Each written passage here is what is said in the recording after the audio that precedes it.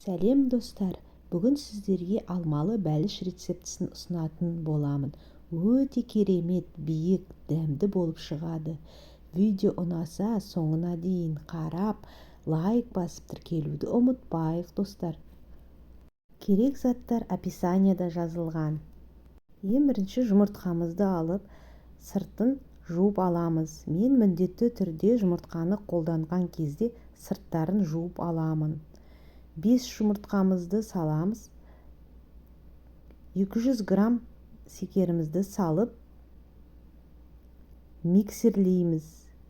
Ең төменгі жылдамдықтан бастап миксерлеп, әппақ масса болғанша миксерлейміз.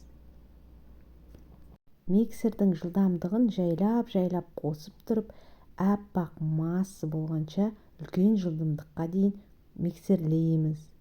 Сары майымызды ерітіп массаның үстіне құямыз. Оны да кішкене миксерлеп жібереміз. Ұнымызды алып, 1 шай қасық қопсытқыш салып араластырамыз. Массамызға електен өткізіп 2 бөліп, 3 бөліп салып миксерлейміз. Ұнымызды міндетті түрде електен өткізу керек. Сол кезде пирогымыз көтеріліп, әдемі болып піседі. Бұл пирогта алма көп салмасына алманы көп салған жақсы. Сол кезде дәмді болып шығады. Мен алманы көп салмадым, тек бет жағына алмаларды салдым.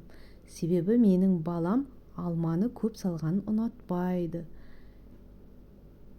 Ол үшін алмамызды уақтап, турап, төртпіштілеп турап, осы қамырға араластырып жіберуге болады.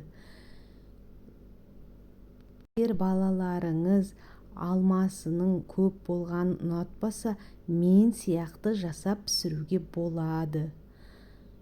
Олай да әдемі, дәмді болып шығады, жұмсақ болады, құрғақ болмайды. Осылай алмамызды гүл тәріздес қылып орналастырамыз. Сонда әдемі гүл сияқты болып шығады. Пешімізді алдын ала 180 градуста қыздырып қоямыз. Содан кейін пирогымызды пешімізге саламыз. 45-50 минут пісіп шығады 180 градуста. Пирогымыз дайын, пісіп шықты. Пирогымызды суытып, жайлап формамыздан аламыз.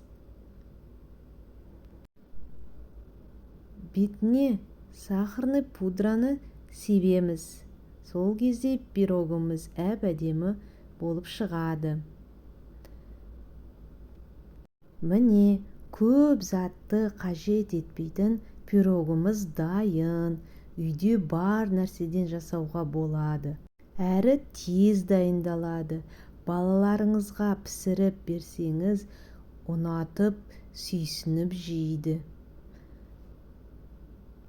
Әр уақытта бисквитті пирогтарды пісірген уақытта жұмыртқаларыңыз бөлме температурасында болуы керек. Сол кезде осындай болып, үлпілдек болып, көтеріліп, әдемі болып піседі. Видео ұнаса, лайк басып, комментарий жазып, каналыма тіркелуді ұмытпайық. Рахмет.